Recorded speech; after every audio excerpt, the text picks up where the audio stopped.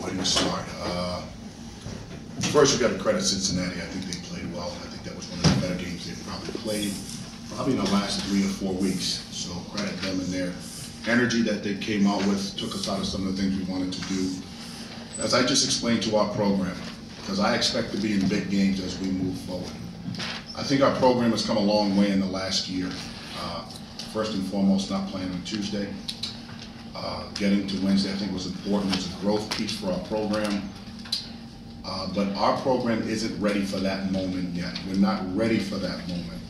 Cincinnati's won 6 games in the last 3 years in this building. Providence hasn't won in this building in I don't know how many years. So it's my job. I need to do a better job educating our kids on how to play in the moment.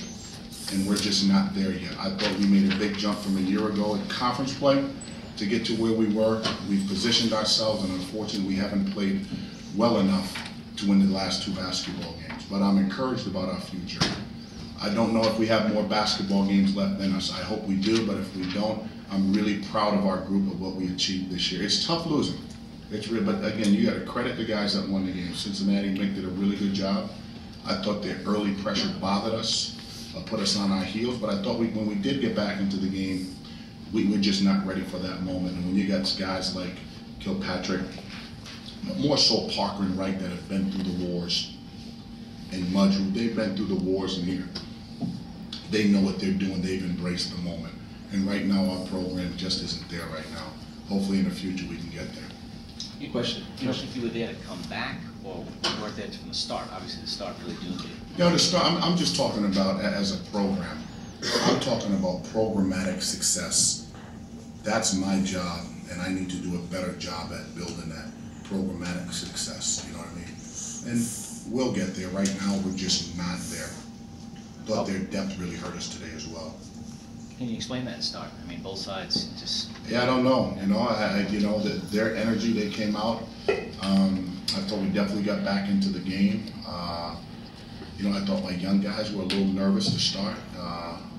But no, it just was one of those things. The start hurt us, but I don't think the start won the game for them. I thought the 40 minutes bothered us more so than anything. A lot of errors. I think we got into about 4 or 5, and we had 2 really awful possessions. The game, we had the game right where we wanted it. I mean, you get scored 60 points. I mean, come on. You're not going to win many games scoring 60 points. But, wow. If you'd have told me before the game that they'd have 60, I said, we got a great shot at winning a basketball game. We can't go 0 for 7 with our best shooter, or whatever. We shot from the 3-point line. You're not going to win many games doing that. It's not like we had contested shots, but I thought we had open shots we just missed. 10 here in the ring. What are some of the specific things over the last 10 games that give you optimism going into next season? The guy's sitting out. It's called recruiting. The guy's sitting out. Guys that are in our program. Dunn is coming along really well.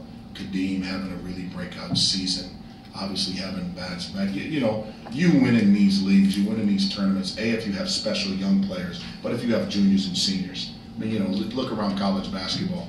Unless you just have phenomenal freshmen, those babies get on these stages, and you got to change their drawers every now and then, right? Right here.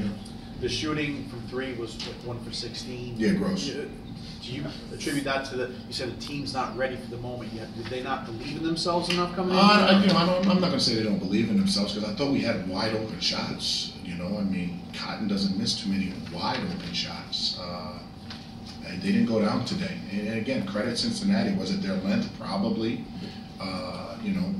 I want them to shoot 7 more shots. I believe in them that much. It's not a lot of that they don't believe in themselves. No. Our kids got some belief. If they did, we wouldn't be in this game. If they did, we wouldn't be in this game. Great.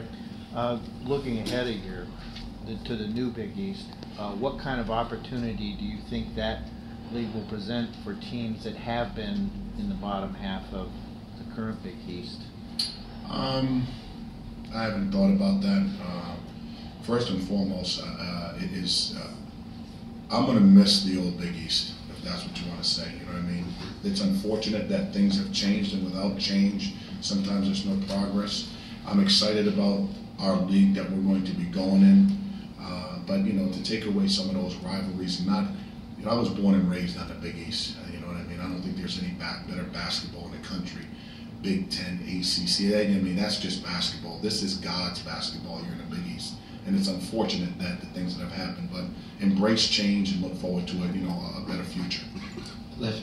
One. Coach, you mentioned that the advancement, you're reaching Wednesday as opposed to Tuesday.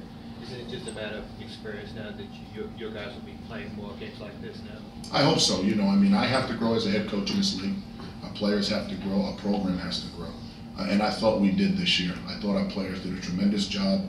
I didn't realize we started 0-3 to get to where we were, to position ourselves to probably have success. Some of our shortcomings, is our depth.